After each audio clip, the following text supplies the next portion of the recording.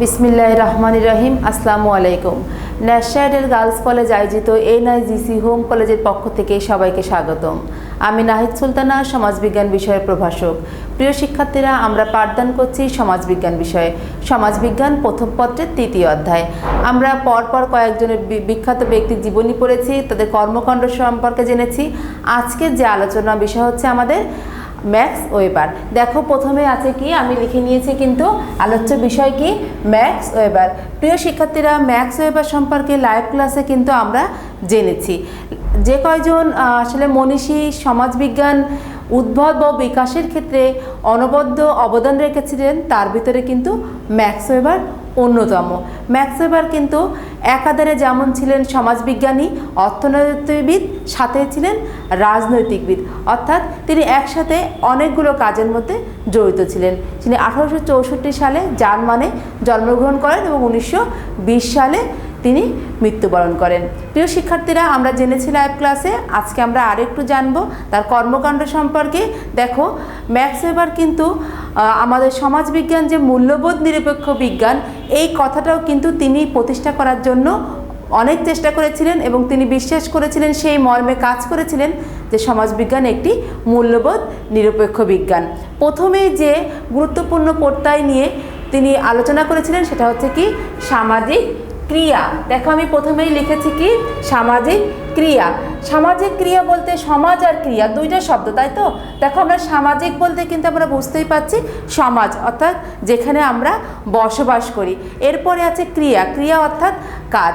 Max weber কিন্তু বলেছেন যে সমাজবিজ্ঞান হলো মানুষের ক্রিয়াকর্মের অর্থাৎ কাজকর্মের বিজ্ঞানভিত্তিক পঠন পাঠন, অর্থাৎ যে সমাজবিজ্ঞানই হলো অন্যতম কাজে সমাজবিজ্ঞানের মানুষের যে কাজ আছে, ক্রিয়াকর্ম আছে, এইগুলোর বিজ্ঞানভিত্তিক পঠন পাঠন মানে হচ্ছে অধ্যয়ন করা হচ্ছে সমাজবিজ্ঞানের অন্যতম কাজ। এইখানে কিন্তু তিনি অনেকভাবে এই সামাজিক যে ক্রিয়া আছে, যেটা গুরুত্বপূর্ণ, যেটা সমাজবিজ্ঞানে আলোচনা করা হয়, এটার কিছু ধাপ এবং বিষয় বুঝিয়েছেন। দেখো, আমি প্রথমে যেটা লিখেছি, সামাজিক ক্রিয়া বলতে ওয়েবার মানুষের অতীত, বর্তমান, ভবিষ্যৎ ক্রিয়াকে বুঝিয়েছেন, অর্থাৎ শুধুমাত্র বর্তমান, অতীত নয়, শুধুমাত্র বর্তমান নয় বা ভবিষ্যৎ নয়, প্রত্যেকটা সময়ের যে কাজ আছে সেই কাজটাকে কিন্তু তিনি সামাজিক ক্রিয়া বলে আখ্যায়িত করেছেন। দেখো, এরপরে লিখেছি মানসিক ক্রিয়াকে ওয়েবার 3 ভাগে ভাগ করেছেন। তাহলে কি বলছি, মানব ক্রিয়াকে ওয়েবার 3 ভাগে ভাগ করেছেন। প্রথমটা কি, যৌক্তিক ক্রিয়া, ভাবগত আর ঐতিহাসিক ক্রিয়া। যৌক্তিক ক্রিয়াটা হচ্ছে কেমন, যে আমরা কিন্তু একটা কাজ যখন করি আমাদের একটা উদ্দেশ্য থাকে, কারোর উদ্দেশ্য থাকে, আবার কোনো কোনো কাজে মূল্যবোধ থাকে, অর্থাৎ আমরা মনে রাখি যে এই কাজটা করলে অপর ব্যক্তি কষ্ট পাবে, দুঃখ পাবে, নাকি কোনো অনুভূতি হবে না, কী ধরনের কাজ ও উপলব্ধি বা সেই ব্যক্তি আমার উপরে কি প্রতিক্রিয়া, এটা যে এই যে একটা চিন্তা করা, এই যে উদ্দেশ্যটা বা মূল্যবোধ, যে এই কাজটা করা আমার উচিত, আমার দায়িত্ব, এই যে কাজগুলো, এই বিষয়গুলোকে আমরা চিন্তা করে যে কাজগুলো করি সেটাই কিন্তু যৌক্তিক ক্রিয়া, অর্থাৎ আমাদের যে কাজের ভিতরে উদ্দেশ্য বা মূল্যবোধ উপস্থিত থাকে সেটা হচ্ছে কি, যৌক্তিক ক্রিয়া। এরপরে দেখো হচ্ছে ভাবগত ক্রিয়া। ভাবগত ক্রিয়াটা হচ্ছে অনেকটা আবেগীয় বিষয়, অর্থাৎ কি, আমাদের মন কি চায়, অর্থাৎ আরেকজন মানুষ কি করতে, আরেকজন মানুষ আমার এই ব্যবহারে কষ্ট পাবে কিনা বা তাকে আনন্দ দিতে পারবো কিনা, মনের যে আবেগ, যে বিষয়টা, অর্থাৎ মনের যে এই যে আবেগীয় বিষয়টা যার ভিতরে চলে আসে, অর্থাৎ অন্য মানুষকে আমরা হাসতে পারছি কিনা বা আমি অন্য মানুষের জন্য হাসছি কিনা বা কাঁদছি কিনা, এই যে বিষয়গুলো মনের ভিতরে চলে আসে, এই বিষয়ের জন্য উদ্দেশ্য করে যে কাজগুলো আমরা করি সেটাই কিন্তু মূলত কি কাজ, ভাবগত কাজ, অর্থাৎ ভাবগত ক্রিয়া। এটা হচ্ছে আমাদের দ্বিতীয় যে দিকের কথা বলেছে।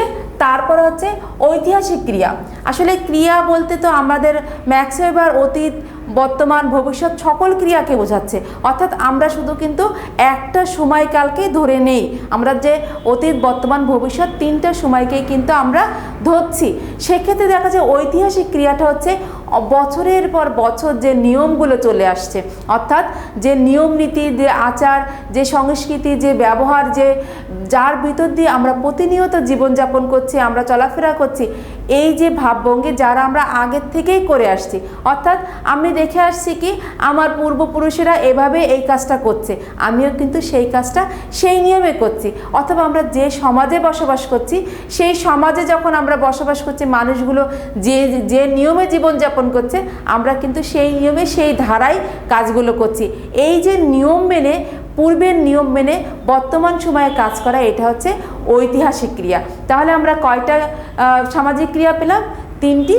সেটা হচ্ছে প্রথমে হচ্ছে যৌক্তিক, তারপর হচ্ছে ভাবগত, তারপর হচ্ছে ঐতিহাসিক। প্রথমটা হচ্ছে মূল্যবোধ ও উদ্দেশ্য থাকবে, তারপরে আবেগ থাকবে, তারপরে কি থাকবে? যেটা নিয়ম চলে আসছে সেটা হচ্ছে সামাজিক ক্রিয়া। এভাবেই ব্যাখ্যা করেছেন সামাজিক ক্রিয়াকে ম্যাক্স ওয়েবার। এরপরে দেখো আছে হচ্ছে কি অন্তর্দৃষ্টি। অন্তর্দৃষ্টি হচ্ছে বোঝানো হচ্ছে ম্যাক্স ওয়েবার যেহেতু বলেছেন যে সমাজবিজ্ঞান মূল্যবোধ নিরপেক্ষ বিজ্ঞান, অর্থাৎ মূল্যবোধ নিরপেক্ষ বিজ্ঞানে রূপান্তর করতে হলে অবশ্যই কিন্তু যে বিষয়টাকে আমরা গবেষণা করব, যে বিষয়টাকে আমরা বিষয় নিয়ে আমরা কাজ করব, সেটার পিছনে কিন্তু অন্তর্দৃষ্টি থাকতে হবে।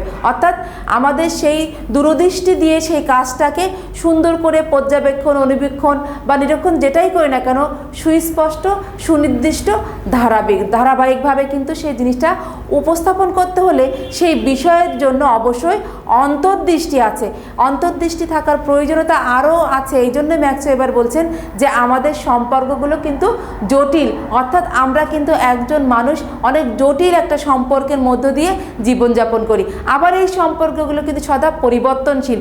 যেহেতু সম্পর্কগুলো হচ্ছে জটিল এবং পরিবর্তনশীল, সেই জন্য এই বিষয়টাকে ব্যাখ্যা বিশ্লেষণ করার জন্য অবশ্যই আমাদের কি দরকার? অন্তর্দৃষ্টি দরকার। এজন্য ম্যাক্স ওয়েবার অন্তর্দৃষ্টির কথা বলেছেন। এরপরে যেটা আছে আদর্শ নমুনা বা বিশুদ্ধ নমুনা। আসলে এক কথায় যদি আমরা এটা বলি, এটা একটি পদ্ধতি। দেখো যেভাবে বইয়ের আলোকে আমি একটু তোমাদের পড়ে শোনাই। আদর্শ নমুনা হলো ব্যক্তির মানসিক গতি। তিনি মূলত সমাজের পরিবর্তনকে বিজ্ঞানসম্মতভাবে ব্যাখ্যা করতে গিয়েই বিশেষ পদ্ধতির আশ্রয় গ্রহণ করেন, যা আদর্শ নমুনা বা আইডিয়াল টাইপস নামে পরিচিত। আসলে এইটা হচ্ছে এমন একটি বিষয় ম্যাক্স ওয়েবার দেখিয়েছেন কি যে আমরা যখন একটা বিষয়কে গবেষণা করব বা সেই বিষয়ের সম্পর্কে অবশ্যই একটি আদর্শ নমুনা তুলে ধরতে হবে। এই আদর্শ নমুনা এমন যে সেইখানে এমন হবে বিষয়টা যে যে তথ্যগুলো আমরা পাবো, যে তথ্যগুলো আমরা উপস্থাপন করব, সেই তথ্যগুলো অবশ্যই অনেকটা বাস্তবিকের কাছাকাছি যাবে, অনেকটা নির্ভুল হবে। অর্থাৎ সেই নির্ভুল তথ্যটাকে দিয়েই কিন্তু আমরা পরবর্তীভাবে সেই বিষয়ে কাজ করতে পারবো। এভাবেই কিন্তু এই আদর্শ নমুনা দিয়েই কিন্তু ম্যাক্স ওয়েবার আমলাতন্ত্রকে ব্যাখ্যা বিশ্লেষণ করেছেন এবং এত সূক্ষ্মভাবে ব্যাখ্যা বিশ্লেষণ করেছেন। বর্তমান সমাজেও যে গবেষকরা আমলাতন্ত্র নিয়ে ব্যাখ্যা বিশ্লেষণ করেছেন, কিন্তু ম্যাক্স ওয়েবারের মতন সুনির্দিষ্টভাবে কোনো ব্যাখ্যা কিন্তু এখনও পর্যন্ত কেউ দিতে পারেননি। এজন্য তিনি বলছেন আদর্শ নমুনাকে সামনে রেখে যদি কোনো বিষয়ে গবেষণা করা হয়, সেই গবেষণাটা হয় খুবই যুক্তিসঙ্গত এবং বাস্তব ভিত্তিক। এরপরে যেটা বলা হচ্ছে সামাজিক স্তরবিন্যাস। দেখো ম্যাক্স ওয়েবার বিখ্যাত প্রবন্ধ ক্লাস, স্ট্যাটাস অ্যান্ড পাওয়ার এই স্তরায়নের ব্যাখ্যা বিশ্লেষণটি করেছেন। অর্থাৎ কি কোন স্তরায়নের? সামাজিক স্তরের ব্যাখ্যা বিশ্লেষণ করেছেন। কোথায়? এই ক্লাস, স্ট্যাটাস আর পাওয়ার গ্রন্থেই কিন্তু এটা ম্যাক্স ওয়েবার ব্যাখ্যা করেছেন। দেখো এখানে আছে ওয়েবার সমাজে বিদ্যমান বৈষম্যসমূহের মধ্যে দুটি ধারা লক্ষ্য করেছেন। প্রিয় শিক্ষার্থীরা, স্তরবিন্যাস মানে কিন্তু ধাপ, অর্থাৎ এই ধাপটাকেই তিনি দুইটি ধারা, যে ধাপ যখনই হবে তখনই কিন্তু বৈষম্য দেখা যাবে। এই বৈষম্যের জন্য দুইটি ধারা লক্ষ্য করেছে, সেটা কি অর্থনৈতিক এবং অর্থনৈতিক, অর্থাৎ দুইটি প্রক্রিয়ায় এই স্তরবিন্যাস হতে পারে, এমনই ব্যাখ্যা করেছে ম্যাক্স ওয়েবার। তিনি সামাজিক স্তরবিন্যাসের 3টি দিকের কথা উল্লেখ করেছেন। সামাজিক স্তরবিন্যাসের কয়টি দিকের কথা? 3টি দিকের কথা উল্লেখ করেছেন। একটা কি শ্রেণী, আর একটা হচ্ছে মর্যাদা, আর একটা হচ্ছে ক্ষমতা। শ্রেণী সম্পর্কে দেখো প্রথমে যেটা বলছে ম্যাক্স ওয়েবার শ্রেণীর মালিকানা, সম্পত্তির শ্রেণীর ধারণা, সম্পত্তির মালিকানা, অমালিকানা ও শ্রেণী অবস্থার উপর নির্ভরশীল। প্রিয় শিক্ষার্থীরা, এই শ্রেণী অবস্থা কথাটা কিন্তু অনেকটা একটু বুঝতে হয়। শ্রেণী অবস্থা কিন্তু আবার নির্ভর করে বাজার ব্যবস্থার উপর, আবার বাজার ব্যবস্থা নির্ভর করে ক্রয় বিক্রয়ের উপর। অর্থাৎ ক্রয় বিক্রয়ের উপরে যে বাজার ব্যবস্থাটা নির্ভর করে যে বিক্রি হয়, অর্থাৎ এই যে ক্রয় বিক্রির মধ্য দিয়ে যে বাজার ব্যবস্থার সৃষ্টি হয়, সেই বাজার ব্যবস্থার মধ্য দিয়ে যে শ্রেণীর সৃষ্টি হয় সেটিই মূলত এখানে শ্রেণী বলতে ম্যাক্স ওয়েবার ব্যাখ্যা করেছেন। অর্থাৎ শ্রেণী বলতে অনেকটা বুঝিয়েছেন এভাবে যে সম্পত্তির মালিকানা, অর্থাৎ যার সম্পত্তি আছে সে একটা শ্রেণীর অবস্থান করবে, আবার যার সম্পত্তি নাই সে আর একটা শ্রেণীতে অবস্থান করবে। শুধুমাত্র এই যে বাজার ব্যবস্থার কথাটা বলা হচ্ছে কি একটা উদাহরণস্বরূপ, অর্থাৎ শ্রেণীটা এই সম্পত্তির মালিকানাটা কিভাবে আসবে এটাই কিন্তু এখানে ব্যাখ্যা করা হচ্ছে। এরপরে দেখো আছে কি মর্যাদা। মর্যাদার কথা কি আছে? জীবন ধারণের পদ্ধতি এবং জীবন সম্ভাবনার দ্বারা সামাজিক মর্যাদা নির্ধারিত। প্রিয় শিক্ষার্থীরা, মর্যাদাটা আমরা বেশিরভাগ ক্ষেত্রেই কিন্তু জন্মসূত্রে পেয়ে থাকি, অর্থাৎ আমরা প্রথম যে মর্যাদা প্রথমে জন্ম থেকেই পাই সেটা কিন্তু আমাদের জন্মসূত্রে, অর্থাৎ পরিবার থেকে, পরিবারে যে সম্মানের অধিকারী সেই মর্যাদার অধিকারী সেই মর্যাদা নিয়েই কিন্তু আমরা বড় হই। এরপরে কিন্তু কিছু কিছু ক্ষেত্রে আবার দেখা যায় কি এই মর্যাদাটা নিজের কর্মের জন্যও হয়, অর্থাৎ নিজে যদি যোগ্যতা সম্পন্ন হয়ে যায়, নিজের যোগ্যতা অর্জন করতে পারি, সেক্ষেত্রেও কিন্তু আমরা পুনরায় আবার মর্যাদার অধিকারী হতে পারি। অর্থাৎ আমরা প্রথমেই যে মর্যাদাটা পাই সেটা কিন্তু জন্মসূত্রে পাই, এরপরে আবার নিজের যোগ্যতাও এই মর্যাদা পাওয়া সম্ভব। এরপরে যেটার কথা বলা হচ্ছে ক্ষমতা। দেখো এখানে বলা হচ্ছে কি ওয়েবার ওই ব্যক্তিকে ক্ষমতাবান বলেছেন যে অন্যের বাধা সত্ত্বেও নিজের ইচ্ছার অভিব্যক্তি ঘটাতে সক্ষম, অর্থাৎ ওই ব্যক্তি অন্যের বাধা সত্ত্বেও যা করতে চান তা করতে সক্ষম হয়। অর্থাৎ এই ক্ষমতাবানটা হচ্ছে এরকম, এটা কিন্তু জন্মসূত্রের পাওয়ার থেকে কিন্তু নিজের যোগ্যতায় ক্ষমতাটা বেশি হয়। অর্থাৎ আমার আচরণ, আমার ব্যবহার, আমার কর্মকাণ্ড দিয়ে আমি আর একজনের কর্মকাণ্ডকে প্রভাবিত করতে পারি। কি এখানে ম্যাক্স ওয়েবার যেমন স্পষ্ট বলেছেন যে অন্যের যে করতে চাচ্ছে না, অর্থাৎ এই কাজটা অন্যরা করতে চাচ্ছে না, অন্যজন করতে চাচ্ছে না, কিন্তু আমার যদি ক্ষমতা থাকে তাহলে আমি আমার আচরণ দিয়ে, আমাদের কর্মকাণ্ড, আমার ব্যবহার দিয়েই কিন্তু আমি ওই ব্যক্তিকে দিয়ে এই কাজটা করাতে পারি। এটা হচ্ছে কি আমার ক্ষমতা। এভাবেই কিন্তু ম্যাক্স ওয়েবার এই সামাজিক স্তরবিন্যাস ব্যাখ্যা করেছে, অর্থাৎ কোন কোন ধাপের মধ্য দিয়ে সমাজের স্তরবিন্যাস অর্থাৎ সমাজের ধাপ নির্ভর হয়, এই জন্য তিনটি দিক উনি দেখিয়েছেন: শ্রেণী, মর্যাদা আর ক্ষমতা।